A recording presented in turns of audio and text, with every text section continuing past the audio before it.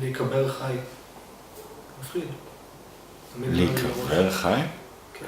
וואו, זה ממש ספציפי. מאוד ספציפי. למה אתה חושב שזה מה שמפחיד אותך? אני יודע, כי זה להיות במצב של כלום.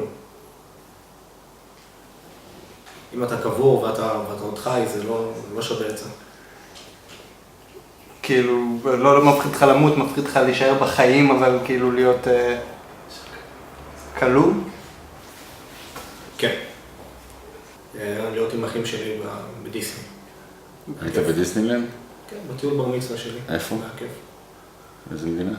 בצרפת. צרפת, דיסני. יורו דיסני, כאילו.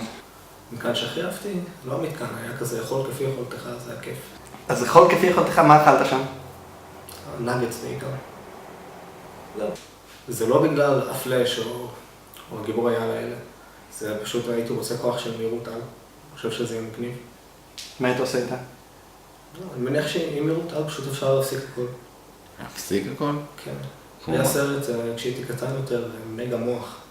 אז היה שם את הגיבור על, והיה לו כוח, גם בגלל שהוא היה כל כך מהיר, המערב שבר את מהירות האור, אז הוא יכל לעצור את הזמן. עכשיו, אין לי שמץ של מושג אם זה אמיתי, אבל זה מקום שאני נותן לעצמי טיפה יותר כוח בדמיון. היית רוצה כאילו לעצור את הזמן? כן. מה היית עושה שהיית עושה? אז לא מהירות על לעצור את הזמן. כן. אם הייתי עוצר את הזמן, לא הייתי צריך להיות לחוץ ממנו. אבל לעשות בום כזה, טיימר וזה...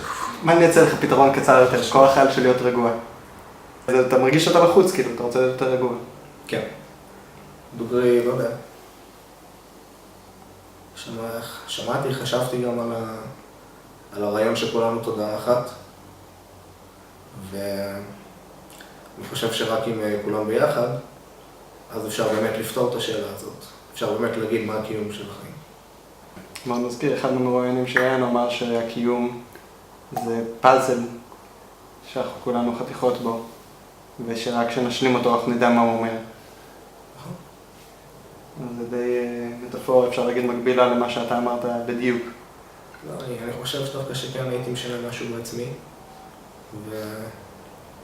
ואילו יכולתי לחזור לשלב מסוים, ככה באמת בזמן, תקופה מסוימת, אז הייתי רוצה לשנות את זה. את מה שאני יודע שקרב. למשל. זה אני כבר לא מרגיש נוח להגיד. אז משהו תגיד. משהו. שתאר. לא היה נעים פעם. לא היה נעים פעם והיית משנה דברים? הייתי מה? היית משנה דברים פשוט, זהו, מה היית משנה בערך? סבבה. מה היית עושה? מה הייתי עושה בדיוק? חוזר אחורה בזמן. הייתי מזהיר את עצמי, זה הכל. הייתי אומר לו פשוט שיזהר וישים לב מה הוא עושה, וידע שזה גם ככה, יש אמיתות בעולם ויש קרים בעולם, וצריך לקבל את זה בין האחד לשני. אבל גם זה אני לא יכול להגיד. מה? אתה לא יכול להגיד? לא יכול להגיד. לא נוח לך להגיד? לא נוח לי להגיד. אבל יש דמות כזה. אז זה כבר תשובה, שיש לך דמות, שיש בין אחד כדי כך שאתה אפילו לא נוח להגיד מי היא הדמות הזאת. כן. וואו.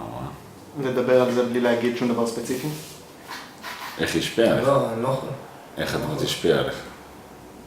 הוא השפיע באופן נורא דרמטי, נורא דוקר. זהו, ככה אני זוכר את זה. לא יודע. מה אני אענה על זה? זה פשוט להיות תקוע במקום מסוים, כמו שאתה אומר, אבל אני לא אוהב לפרט על זה, כי אני אפילו לא יודע אם זה אמיתי. אני לא יודע מה קורה.